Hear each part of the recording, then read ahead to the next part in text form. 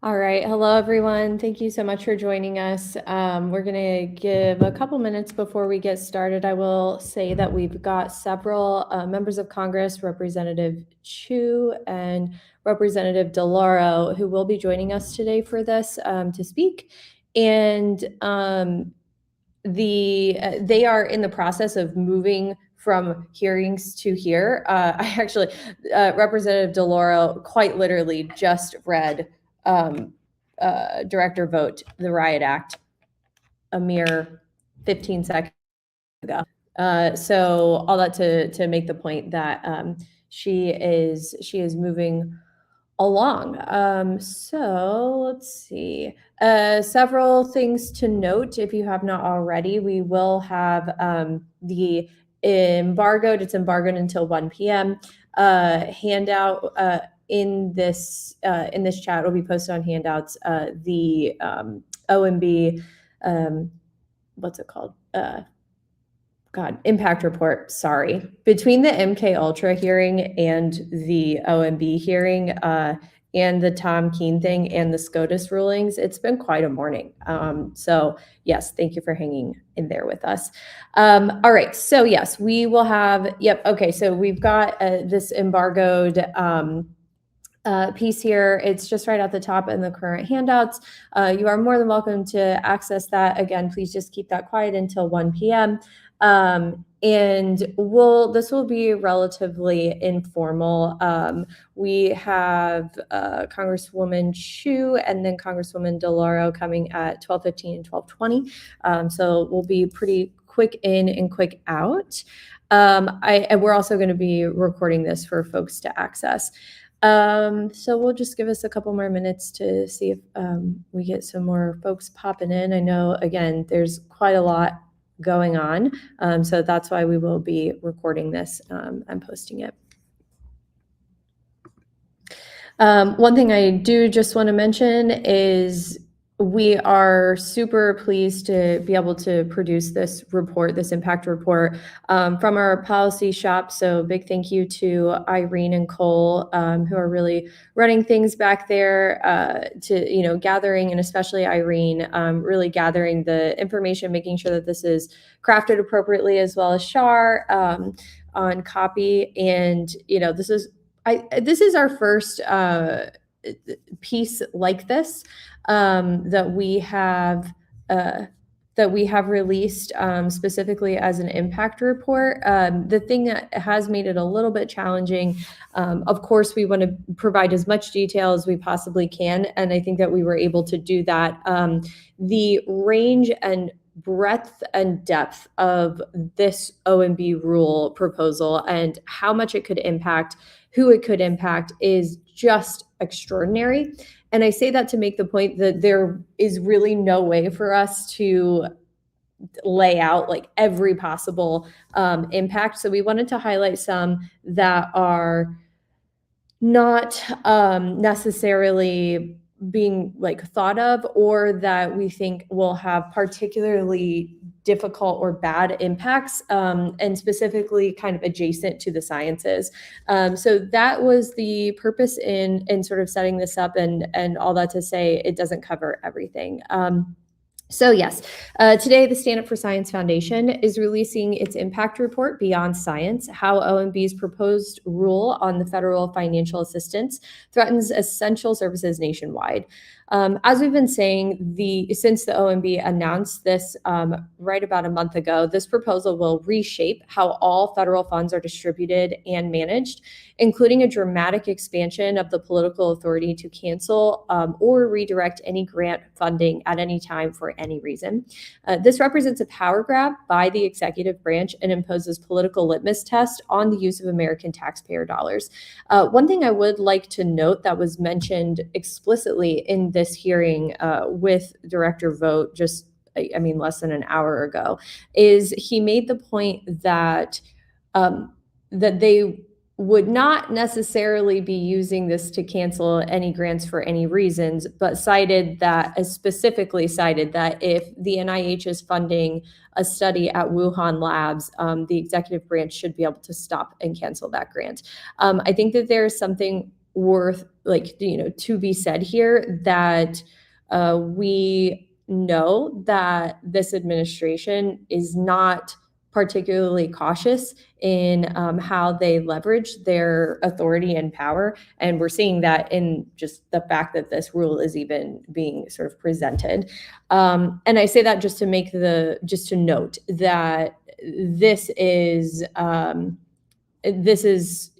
really something to be said, that it's one of those sort of expect the worst, expect the worst, prepare for the worst, but hope for the best. So Stand Up for Science has been a leading voice in speaking out against this rule, which will affect all scientific research and all other discretionary funding in the federal government. Our estimate is $1.5 to $1.7 trillion annually. And our SUFS policy experts conducted a comprehensive review of the rule in its entirety and found that the proposed changes will have extensive consequences on federally funded science and research in the U.S. However, they also found that the impacts will extend far beyond science and research. Non-scientific grants that fund programs like mental health services, housing, education, tribal support, and veteran services, as well as disaster relief, are all at significant risk if the rule is implemented and enacted. And these programs are found in every congressional district across the country, and countless people rely on these programs. Community organizations, nonprofits, educational institutions, from kindergarten all the way up through higher education, and state, local, and tribal entities are the primary recipients of grants, using a tapestry of government funds to provide services for communities across the country. By granting political appointees broad discretion to terminate or redirect funding based on ideologically driven criteria, the rule disproportionately will harm marginalized communities and protected groups, raising profound civil rights concerns. At the core of this proposed rule is really a singular intent to control which populations and groups of people get funded and have access to support. And one thing that I would like to highlight here is that, we've really been making the sort of case here that it is overtly un-American to sort of pull up the ladder behind you. And a lot of the programs that have been highlighted have been attacked by this administration, have been revoked, are programs that effectively level the playing field for marginalized populations. And we anticipate seeing an exponential increase in that pattern of sort of administrative blows. Based on this administration's track record of canceling grants and programs deems unaligned with priorities, we can assume, again, that the same type of programs, like those serving or studying specific communities, people of color, women, and children, will be on the chopping block if this rule is implemented. They go as far to say that in this rule. And our impact report presents some of the most significant effects of this rule that we've identified, including specific grants and programs within the Department of Education, Veteran Affairs, and Substance Abuse and Mental Health Administration. OMB's proposed rule poses profound human and economic costs. It will dramatically widen the nationwide gap in services in education, public and behavioral health, and veteran services that the Trump administration has already created over the past year, which they said they would not do. And our purpose here is to sound the alarm on what lies ahead, which is a future in which essential services for veterans in crisis, children with disabilities, families struggling with mental health and addiction problems, tribal nations, and other marginalized communities are treated as disposable political bargaining chips rather than having access to public goods and services, and those public goods and services being protected by law. We are calling on Congress to act now to reclaim its constitutional power of the purse and rein in the Office of Management and Budget before this dangerous vision becomes a reality.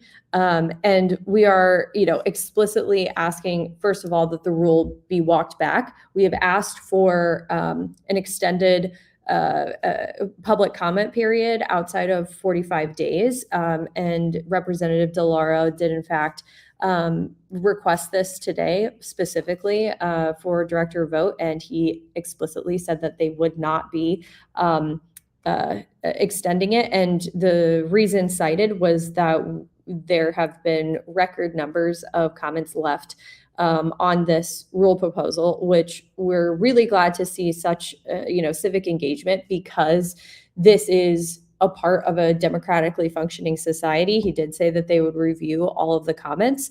At the same time, he also made it very clear that he views this OMB rule proposal as an extension and sort of the driving enforcement tool of executive orders that have effectively laid out most of what is included in the rule to begin with.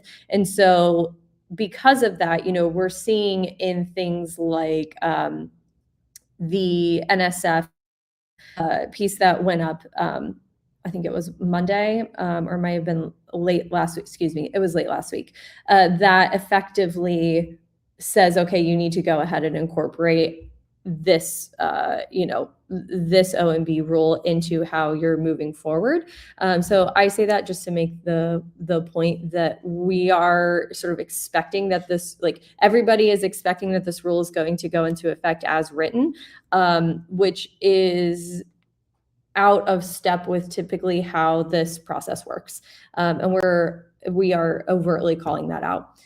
So I do want to highlight several things that we saw or that we've presented, that we're presenting in this report. So we have sort of publicized this, and just want to highlight that, we are seeing the currently active federally funded clinical trials.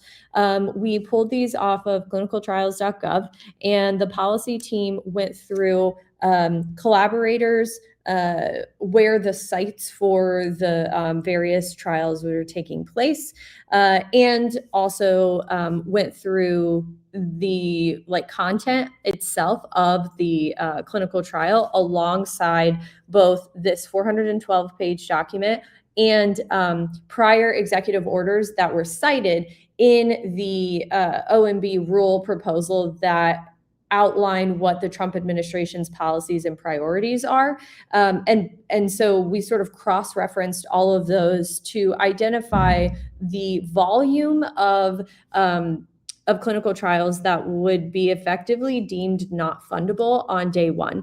And I say that to make the point that, number one, this does not, first of all, we do not have any plans right now to release that list. However, if you would like to see it, just to double check for any writing, please let us know. We're happy to show you on the condition of it being and remaining embargoed. The reason for that is that we don't want to accidentally highlight anybody who is at a particular vulnerability for their grants being canceled. The other piece of this is that because the rule is so vaguely written, and because it effectively hands over a huge amount of authority to OMB, to the executive branch, and to these political appointees at these various agencies, there are reasons to expect that there will be inconsistency across which studies are maintained funding and which ones do not. And so we wanted to show, more than anything, the volume and intensity of what this could mean for clinical trials, without necessarily highlighting which clinical trials we believe are on the chopping block.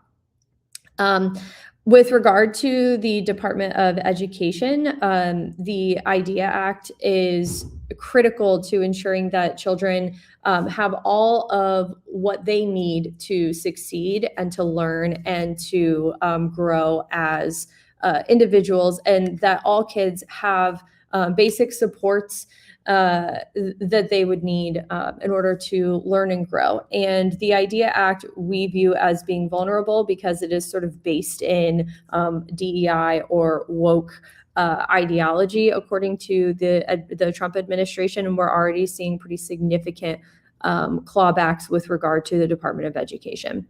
With regard to Native and tribal communities, those are inherently considered DEI or woke by the administration.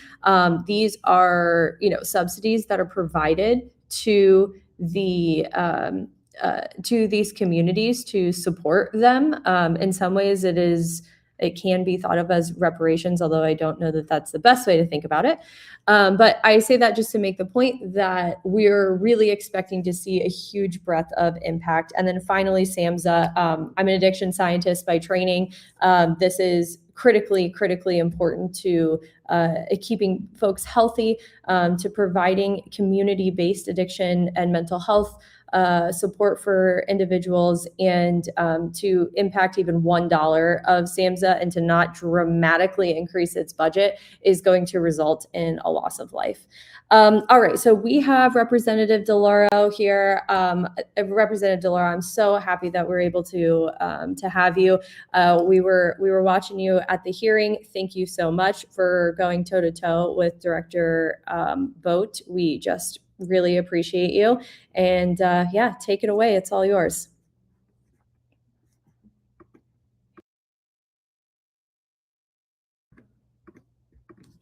Sorry, my team just told me she needs a hot second. Okay, good deal. Hi, good morning, Representative. Good morning. How are you? Oh, hanging in there. How are you? I'm doing fine. Okay. Doing fine. All right, take it away. Okay, thank you so much, everyone. It's wonderful to be here. I want to say a thank you to you, Colette, and to the folks at Stand Up for Science, for the great work that you do every single day. It's just not in these mad times, but you're out there making the fight for us all the time. I just came from a hearing, which I just dashed in here, where OMB Director Russ Vogt was testifying before the Appropriations Committee. I asked him directly about this proposed rule and his efforts to consolidate more power over federal spending within his own office. Not impressed with his answers. And he tried to tell me that the agency career people were going to be making the decisions, which we know is not the case. What they're trying to do is to put all of the grant awards, which really go government-wide, through a political lens, and it has I think the most impact will be on health and science, and not looking at or following the peer-reviewed advice, the scientific evidence, etc. At every step of the way, Director Vogt has sought to undermine Congress's power of the purse, which I said that clearly to him. And he also said a couple of times, I asked him directly if he would follow the laws that have been enacted by the Congress, by the Appropriations Committee, and to which case he would not commit to doing that. So we know what we're continued to be in for. Federal grant funding decisions should be made by nonpartisan experts based on objective merit and about community need, not by political appointees in the Trump administration, based on a partisan litmus test. You know, American families today continue to struggle with a high cost of living. There is an affordability crisis. This is not a hoax, as the president would say. The Trump administration is proposing to condition federal investments in our communities, investments that support the working class, the middle class, and vulnerable Americans, to political purity tests. It's someone's political ideology, not the need, not the science, not the evidence. And what's happening is that this does not bring down the cost for anyone. No one's health insurance is going to be made cheaper because the Trump administration has imposed a political purity test for awarding cancer research grants. Nobody's lives will be improved if research into a promising Alzheimer's treatment is terminated because the university conducting it has the word diversity in their mission. Americans are sick and tired of an administration that injects partisan politics into every facet of their lives. They do not want cancel culture for cancer research. They want to be able to afford basic necessities, groceries, gasoline, housing, and health care. We're going to do everything we can in the Congress to sound the alarm on this abuse of power. And I am grateful to Stand Up for Science for mobilizing our communities. Let's fight back against what this is a power grab.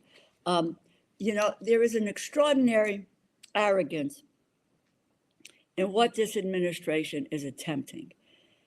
They want to assert that political considerations should take precedence over scientific objectivity, over peer review, over hard-earned expertise built on decades of experience, and to do that by undermining Congress's most foundational responsibility of allocating taxpayer funding. It takes a certain selfishness to prioritize one's own political ideology over the health and the safety of the American people. The removal of merit from these considerations will cause untold harm for years to come. And I am focused on trying to lay that to bear for all to see until we can defeat this effort. I think that is what's critical at the moment, is that we work to defeat this effort. I am consumed by this issue because it is just an abuse of power at the detriment of the health and safety of the American people. What you do, the work that you do, the science that's engaged and involved is about saving people's lives. To overturn this and turn it into a political test for what we should fund or not fund. What happens to women's research? What happens to the, to Alzheimer's, to cancer, or they say no to a grant because the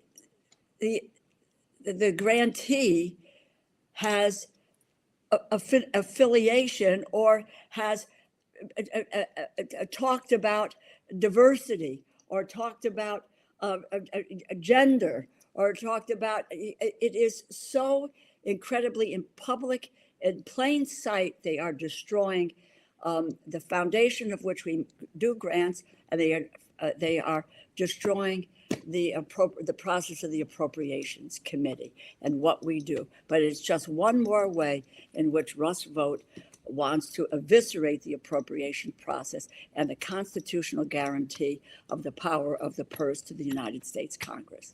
Thank you for listening. Thank you so much, Congresswoman. I absolutely appreciate that. I appreciate you going toe-to-toe with Director Vought today in the hearing and continuing to, and also that you deeply understand, the importance here of science and sort of what we stand to lose. So thank you so much for being here and for standing up for science. Really appreciate it. Thank you. Let's continue to stand up for science. Thanks very, very much. Appreciate you. Thank you. All right, and next up we have... Hi. It's gang's all here. Right. Next up, we have Congresswoman Chu. Congresswoman, thank you so much for joining us. We love hearing from you here at Stand Up for Science, and really appreciate you taking the time today. So I'll hand it right off. Well, thank you so much. Yes, I'm Congressmember Judy Chu from Southern California, and I'm honored to join you today. Thank you to Stand Up for Science for gathering us and continuing to speak out against this very, very dangerous proposal put out by Trump's Office of Management and Budget.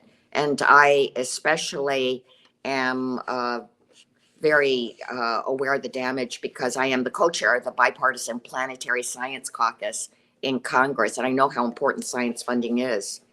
If implemented, this sweeping rule would fundamentally reshape how nearly $1 trillion in federal grants are administered across the government. This rule would give political appointees unprecedented power over research funding and open the door to ideological interference in decisions that should be guided by scientific merit, expert review, and public interest. It would allow the administration to prevent federal funds from being distributed to so-called DEI initiatives to cut grants that they deem inconsistent with the administration's policies. The damage this would do to our nation's scientific enterprise can't be overstated. I have the privilege of representing some of the best scientists in the country. Researchers at institutions like Caltech and Jet Propulsion Laboratory are pushing the boundaries of how we understand the universe and ourselves. And they are finding cures for deadly diseases and developing life-saving technologies. So much of our progress as a nation is thanks to the research being done at institutions like these. But America's leadership in science and technology is not guaranteed. It depends on sustained federal investment, academic freedom, and a commitment to evidence-based decision-making. This OMB proposal threatens each of those pillars. But the damage of this proposed rule goes so much further than just science. This rule would impact the entire federal grant-making process and would impact federal funding in every community and in every facet of our lives, from education to healthcare to veteran services to small businesses to infrastructure and so much more. To politicize the grant-making process is to threaten the health, safety, and well-being of every American. So thank you to Stand Up for Science for focusing on these wide-ranging consequences of the proposed rule with your new policy analysis that's being unveiled today.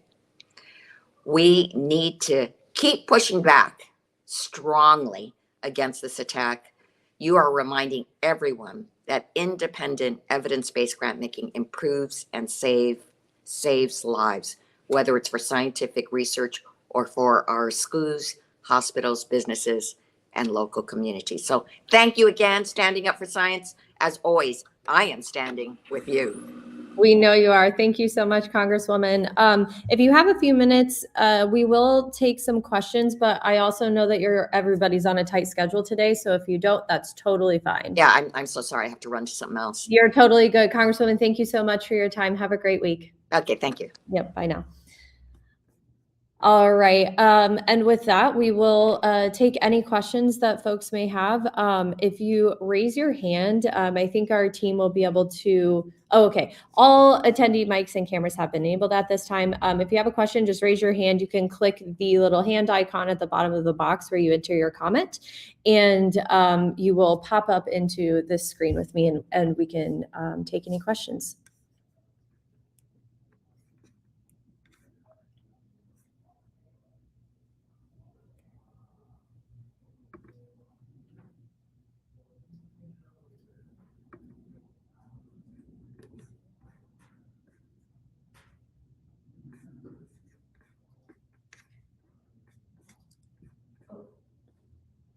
Just joined again. Oh. Oh, okay. Looks like okay, looks like Congresswoman DeLauro just popped in.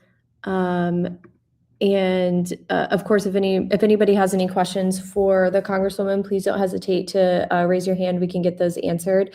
You can also feel free to put anything that you have in the chat. And I don't believe in making meetings last for longer than they need to last for. So we'll give it a few minutes. And if we don't get any questions, we'll go ahead and close out.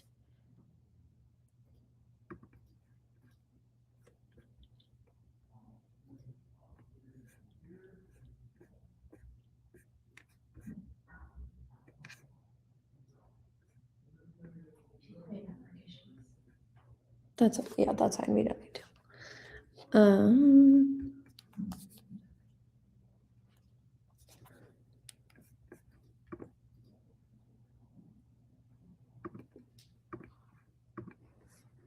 All right, I am not seeing any questions, and it doesn't look like we have anybody.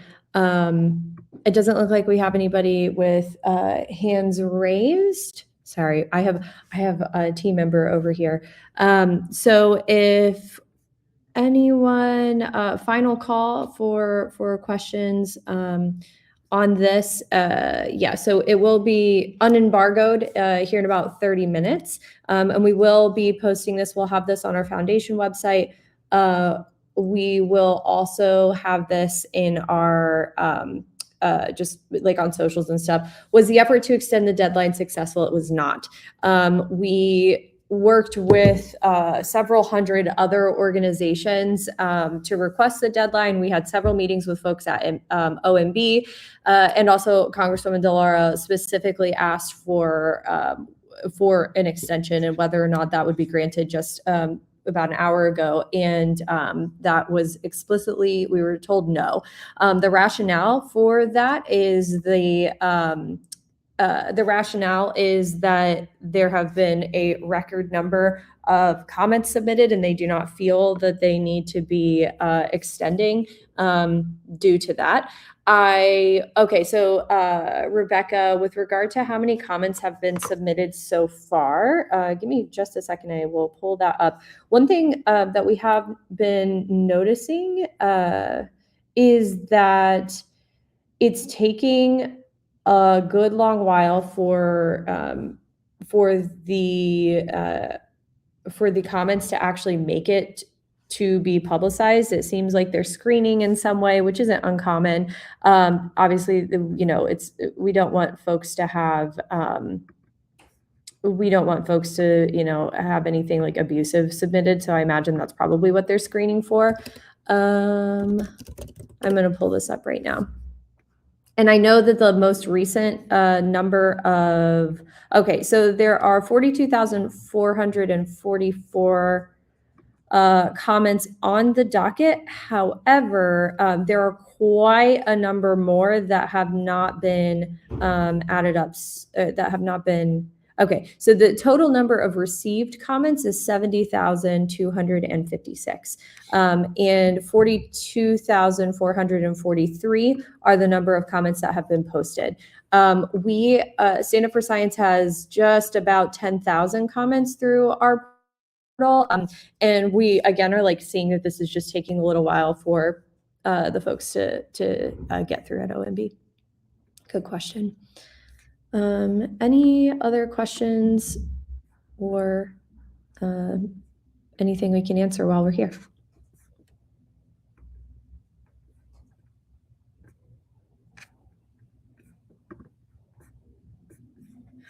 All right. Well, I think that everybody has, if you made it, you're on our press list. So congratulations and thank you for following our work.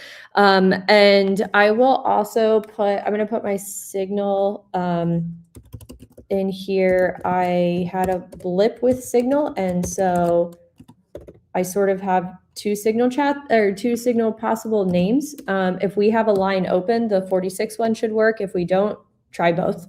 And don't hesitate to reach out. Also, Colette at standupforscience.net, and our media at standupforscience.net, or Press Connect at standupforscience.net is a great way to get a hold of us too. Thank you all so much for joining us today. Really appreciate you taking the time.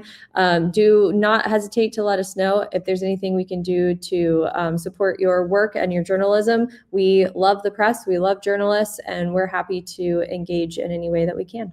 Thank you all so much. Have a good one.